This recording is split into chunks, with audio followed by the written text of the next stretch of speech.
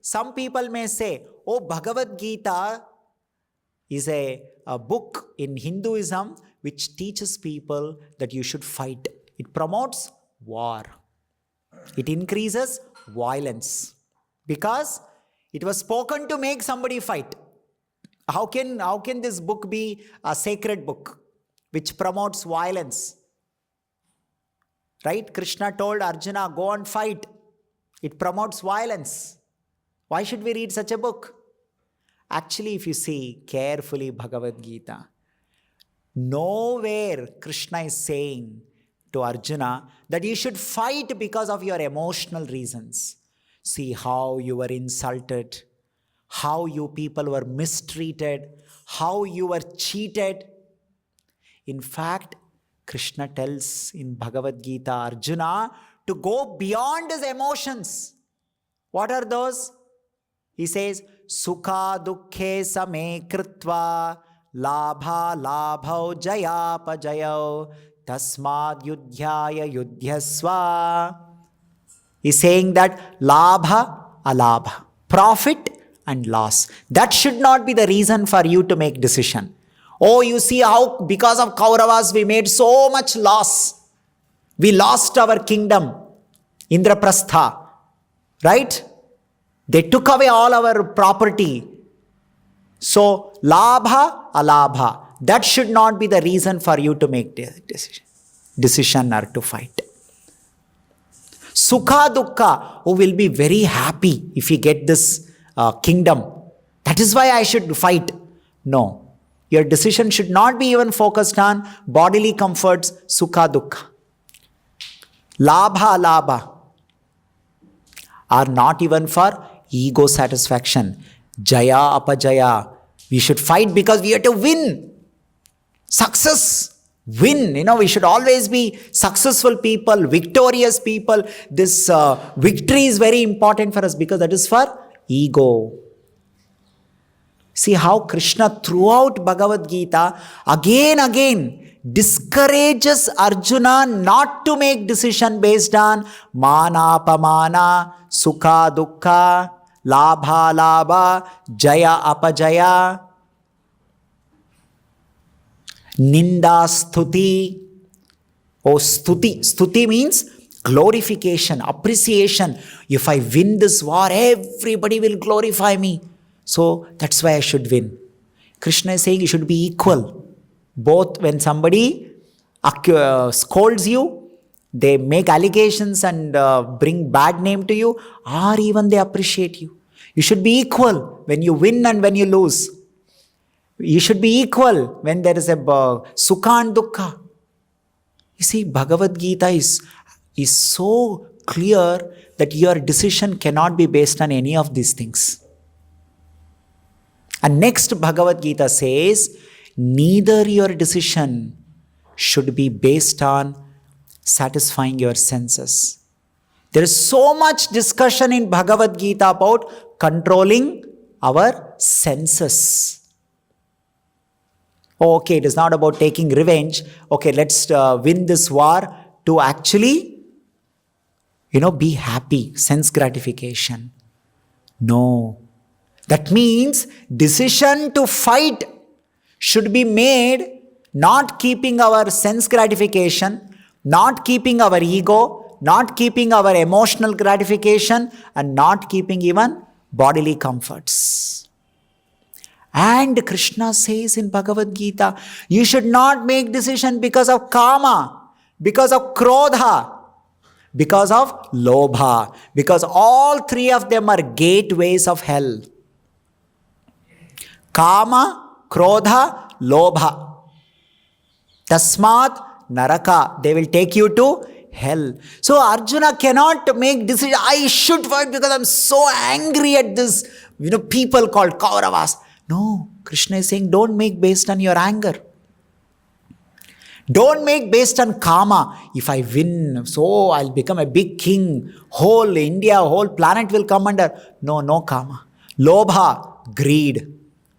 No, why only our Indraprastha will get Hastinapur also? In fact, we'll get so many things. No lobha, no kama, no krodha.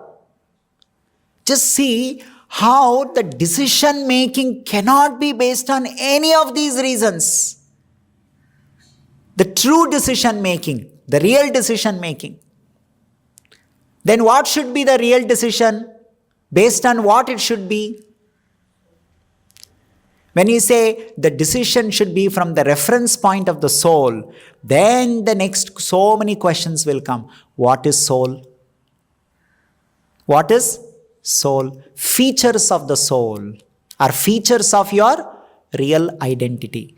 Now, if you take the features of various identities, like when you say, I am the son, I am the son, this is a relationship identity. Or I am the father, I am the mother. These are also called identity. I am an Indian, I am a doctor. What are the features of this identity? First feature of this identity is, it is a temporary identity. It's a temporary identity. It is subjective identity. If one, let's say you cannot call yourself as a father if you don't have a child. The moment you don't have a child, you can't call yourself, I'm a father. When you say father, immediately people will ask, where is your child? Where are your children? That means without child, you can't call yourself as father. So your identity is dependent on something. And you call yourself that I'm a man. But in the how long I can remain man, how long I can remain woman. When you die, in the next life you may be something else. You may be a woman or you may be something. So these are all not permanent identities. So when you make a decision, now you tell, is it a permanent decision or is it a temporary decision? If you're looking for temporary decision, then you can keep temporary reference points. If you're looking for permanent happiness, because goal of my decision is I want to be happy. Now the question is, do you want to be temporarily happy? Then you can keep temporary identities in the mind and can make decisions. But if you say, no, I want to be happy always, permanently I want to be happy, then you have to keep your permanent identity to make the decision. And when you compare body identity, emotional identity, ego identity, and the soul spiritual identity, out of all, the spiritual identity as soul is the permanent identity.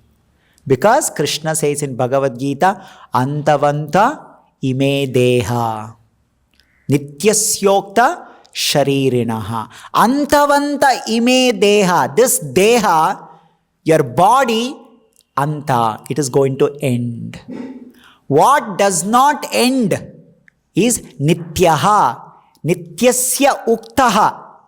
In Bhagavad Gita 2nd chapter, Krishna says, Nityasyoktaha. Nityaha uktaha. Ukta means, Krishna is saying, it is said, Shariri, this, the one who reside inside the body, that is eternal, that is permanent, and that is who you are.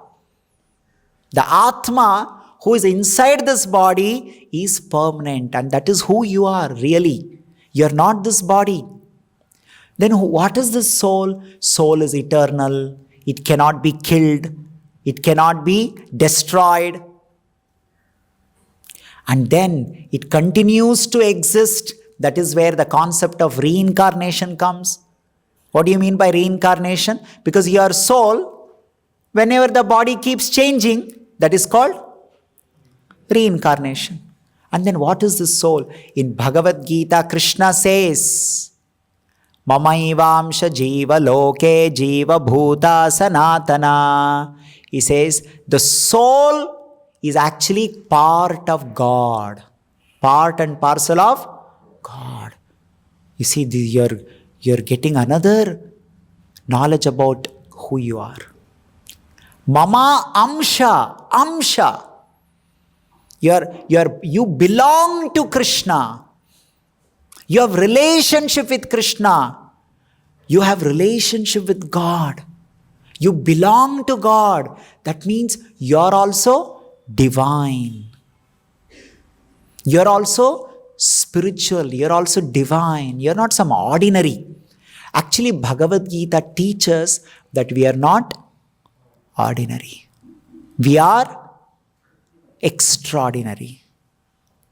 This feeling of extraordinary, this experience of extraordinary is what Bhagavad Gita teaches. So, the soul is eternal, soul belongs to Krishna, soul belongs to God, and we have all the qualities of God. Now, when you hear this, next confusion comes, one small doubt comes. So, am I equal to God? So, that also Krishna clarifies in Bhagavad Gita. He says, no. Krishna says, He is supreme. Mattha parataram nanyat kinchid asti dhananjaya. Above Him, there is nothing. But above us, there is God. So, there is difference. Both are not same. So that means now all those things should give us the reference point to make any decision in our life. Arjuna should fight, not because Kauravas cheated them, not because Arjuna is angry at Kauravas, not because if he defeats them, he'll get on bigger property to enjoy, Kama. No. Arjuna should fight keeping the soul. He is a soul and he has relationship with Krishna. And of course, some more topics comes like what is my relationship with Krishna? How do I experience that relationship? That is where yoga come into picture. Krishna speaks about yoga. Yoga is about relationship science with God. It is relationship science. How do we revive our relationship? And how do we act in that relationship? And what experience we get in that relationship is a topic of yoga in Bhagavad Gita.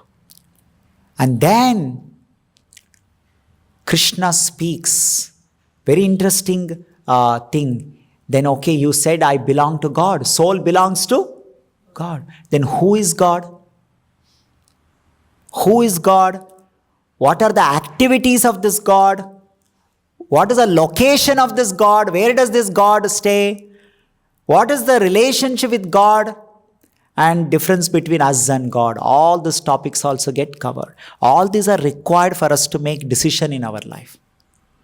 When you say identity, you are part of God's identity. Your identity is a part of God's identity.